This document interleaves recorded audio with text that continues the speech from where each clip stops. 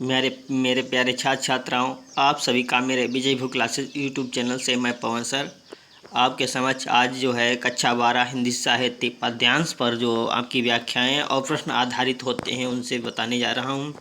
अगर वीडियो अच्छा लगे तो लाइक शेयर और सब्सक्राइब करना ना भूलें। और जो भी नए छात्र हमसे जुड़ रहे हैं वो सबसे पहले वीडियो को लाइक शेयर और सब्सक्राइब का बटन जो है ज़रूर दबाएं और बेल आइकन घंटी आए तो उसको बेल आइकन को ज़रूर प्रेस करें।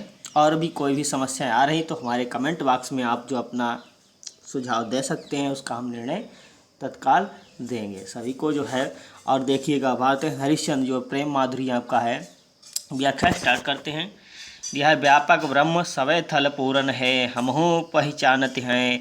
पै बिना नंदलाल बिहाल सदा हरिचंदन ज्ञान ठानत हैं। तुम उधो यह कहियो हमसो उनसो हम और कछु नहीं जानत हैं। पिए प्यारे तिहारे निहारे बिना अखियाँ दुखियाँ नहीं मानत हैं। व्यापक ब्रह्म सवै थल पूरन है। हे जो है गोपियाँ ब्रह्म के बारे में उद्धव से कहती हैं कि हे उद्धव, हमें भी पता है या हम भी पहचानते हैं कि ब्रह्म सवै थल पूरन है। व्यापक ब्रह्म जो है सभी जगह कण कण में व्याप्त है। पय बिना नंदलाल बिहाल सदा हरिचंदन ज्ञान ठानत है। मैं नंदलाल के जो है जो नहीं, अर्थात मैं उसके ज्ञान मार्ग को नहीं, हमें ज्ञान मार्ग नहीं अपितु प्रेम मार्ग भाता है। गोपियाँ जो होती हैं श्री कृष्ण के अलावा किसी अन्य की उपासना नहीं करना चाहती हैं, उन्हें ज्ञान मार्ग नहीं अपितु प्रेम मार्ग भाता है। इसलिए तुम उद्धव यही कहियो उनसु हम और कछु नहीं जानत हैं। हे उद्धव, तुम श्री कृष्ण से यही संदेश देना कि तुम्हारे दर्शन तुम्हारे प्यारे तिहारे निहारे बिना अखियाँ दुखियाँ नहीं मानत। तुम्हारे दर्शन किए बिना ही हमारी आँखों को संतोष होता ही नहीं है। अतः शीघ्र ही तुम जो है हमें दर्शन दो। ठीक है। शीर्षक जो होता है इसमें, तो शीर्षक में आपको लिखना है प्रस्तुत पद्यांश हमारी पाठ्य पुस्तक काव्यांजलि में संकलित भारतेंद्र हरिश्चंद्र द्वारा रचित प्रेम माधुरी शीर्षक काव्यांश से उद्धृत है। तो रेखांकित अंश की व्याख्या भी हमने बता दिया। गोपियाँ ब्रह्म के बारे में उसको क्या कहती हैं, तो गोपियाँ ब्रह्म के बारे में उससे कहती हैं कि हे उद्धव, हमें भी पता है कि ब्रह्म कण कण में व्याप्त है। अगला व्याख्या है प्रश्न, प्यारे तिहारे निहारे इन शब्दों में कौन सा अलंकार है। तो प्यारे तिहारे निहारे इन शब्दों में रा अक्षर की पुनरावृत्ति होने के कारण अनुप्रास अलंकार है। गोपियाँ उद्धव से क्या संदेश देने को कहती हैं, तो गोपियाँ उद्धव से श्री कृष्ण को यह संदेश देना चाहती हैं कि तुम्हारे दर्शन किए बिना ही हमारी अखियों को संतोष होने वाला नहीं है, इसलिए अतिशीघ्र ही हमें दर्शन दो। अगला है यमुना छवि। तरनी तनुजा तट तमाल तरवरी बहु छाये, झुके कुल सो जल परसन हित मनहु सुहाये। कीधो मुकुर में लखत उझक सब निज निज शोभा, के प्रणवत जल जानि परम पावन फल लोभा। मनु आतप वारन तीर को सिमिट सवै छाए रहत, कै हरि सेवा हित नय हरे निरख नयन मन सुख लहत। तरनी तनुजा तट तमाल तरवरी बहु छाये। इसमें जो है भारतेंद्र हरिश्चंद्र जी ने यमुना छवि का वर्णन करते हुए तमाल वृक्षों की शोभा को विकसित करते हुए यमुना छवि का वर्णन किया है। तो भारतेंद्र हरिश्चंद्र जी कहते हैं कि यमुना तट पर तमाल वृक्ष के जो होते हैं, तमाल के वृक्ष किनारे की ओर झुके हुए ऐसे सुशोभित हो रहे हैं मानो जल को स्पर्श करने के लिए झुके हुए हैं, मानो जल को स्पर्श करने के लिए झुके हुए हैं। कीधो मुखर में लखत उझकी सब निज निज शोभा, अपने जल रूपी दर्पण में अपनी शोभा को देखने के लिए उझक उझक कर तमाल के वृक्ष झुके हुए हैं। के प्रणवत जल जान परम पावन फल लोभा, और कमाल जो होता है कब कह रहा है कि अपने अनुसार तमाल के वृक्षों को देखकर नेत्रों और मन को सुख प्राप्त होता है। मनु आतप बारन तीर को सिमिट सवै छह रहत, और मनुष्य अपने ही अंदर समिटे हुए अंधकार से जो होता है प्रकाश की ओर जाकर के छाह में रहने को सोचता है। कै हरि सेवा हित नय हरे निरख नयन मन सुख लहत, और हर की सेवा से रहने से ही हमें मन को सुख प्राप्त होता है। कवि शीर्षक, उपरोक्त पद्यांश के शीर्षक और कवि का नाम। तो उपरोक्त पद्यांश का शीर्षक जो होता है वो आपका है यमुना छवि शीर्षक से उद्धृत है और इसके कवि का नाम भारतेंद्र हरिश्चंद्र है। आज उसकी व्याख्या भी हमने बताई।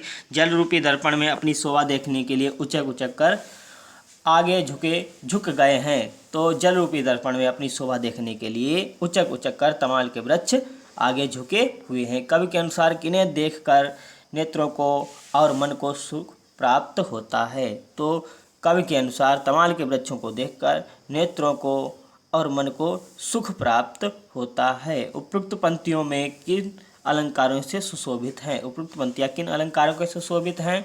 तो उपरोक्त पंक्तियों में उत्प्रेक्षा अलंकार, मनु आतप वारन, तो उत्प्रेक्षा अलंकार। उसके बाद में दिया है तरणी तनुजा तट तमाल तरवरी भवछाए, इसमें अनुप्रास अलंकार है। तो इस व्याख्या और प्रश्न आपके कंप्लीट हुए। अगला है मन जुग पक्ष प्रत्यक्ष होत, मिट जात जमुन जल, कै तारागण ठगन लुकत, प्रगटत शशि अविकल, के कालिंदी नीर तलंग जीतो उपजावत, तितनो ही धरि रूप मिलन हित तासो धावत, के बहुत रजत चकई चलत, के फुहार उच्च उच्छरत, के निष्पति मल्ल अनेक विधि, उठ बैठत कसरत करत। तो मनजुग, इसमें भारतेंद्र हरिश्चंद्र ने यमुना की छवि का वर्णन करते हुए बहुत ही अच्छा वर्णन किया है कि यमुना के चंचल जल में चंद्रमा का प्रतिबिंब कभी दिखाई देता है और कभी नहीं, ऐसा प्रतीत होता है। तो भारतेंद्र हरिश्चंद्र कहते हैं मानो यमुना के जल में दोनों पक्ष कृष्ण और शुक्ल पक्ष मिल गए हैं, अर्थात चंद्रमा के छिप जाने पर ऐसा लगता है कि कृष्ण पक्ष आ गया और निकल आने पर कृष्ण पक्ष समाप्त हो गया और शुक्ल पक्ष आ गया है। फिर थोड़ी देर में वह भी समाप्त हो जाता है। जल के अंदर चंद्रमा का प्रतिबिंब अनेक प्रकार से सुशोभित होता है।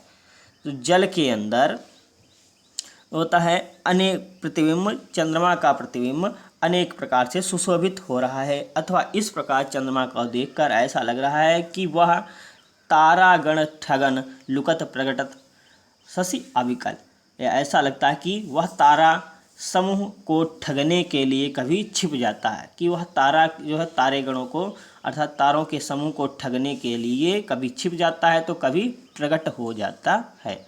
कै कालिंदी नीर तरंग जीतो उपजावत, तो चंद्रमा का प्रतिबिंब देखकर ऐसा लगता है मानो जल के दोनों में पक्ष मिल गए हैं। अर्थात इसमें बताया कि कालिंदी नदी के में जो नीर तरंगे होते हैं वो जीते हुए भी उपजावत हैं। तितनो ही धरि रूप मिलन हित तासो धावत, और जो होते हैं रूप को धारण करके, और तारे जो होते हैं अपने रूप को धारण करके और जो है हर जगह दौड़ते रहते हैं। कै बहुत रजत चकत लहत चलत, के फुहार जल उछरत, कै निष्पति मल्ल अनेक विध उठ बैठत करत कसरत। चंद्रमा रूपी पहलवान उठ बैठकर अनेक प्रकार की कसरतें करता हुआ दिखाई देता है।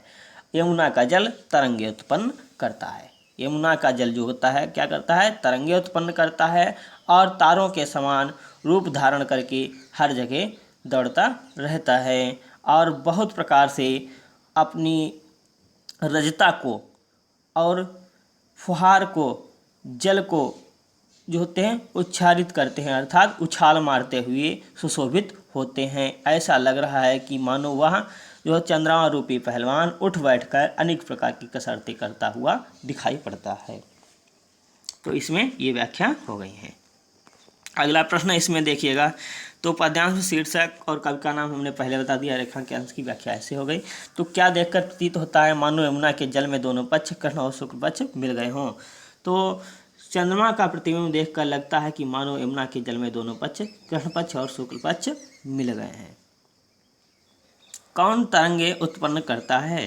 तो यमुना का जल तरंगे उत्पन्न करता है। कौन उठ बैठकर अनेक प्रकार की कसरतें करता हुआ दिखाई देता है? तो चंद्रमा रूपी पहलवान उठ बैठकर अनेक प्रकार की कसरतें करता हुआ दिखाई देता है। ये आपका लेसन समाप्त हो गया है। अगला लेसन जो है जगन्नाथ दास रत्नाकर द्वारा उद्धव प्रसंग आपके सिलेबस में दिया हुआ है, इसको भी पढ़ना है। चलिए आज की व्याख्या यहीं पे समाप्त होती हैं। वीडियो अच्छा लगे तो लाइक शेयर और सब्सक्राइब करना न भूलें और बेल आइकन को प्रेस करें ताकि वीडियो आप सभी तक समय से पहुंच सकें। बहुत बहुत धन्यवाद।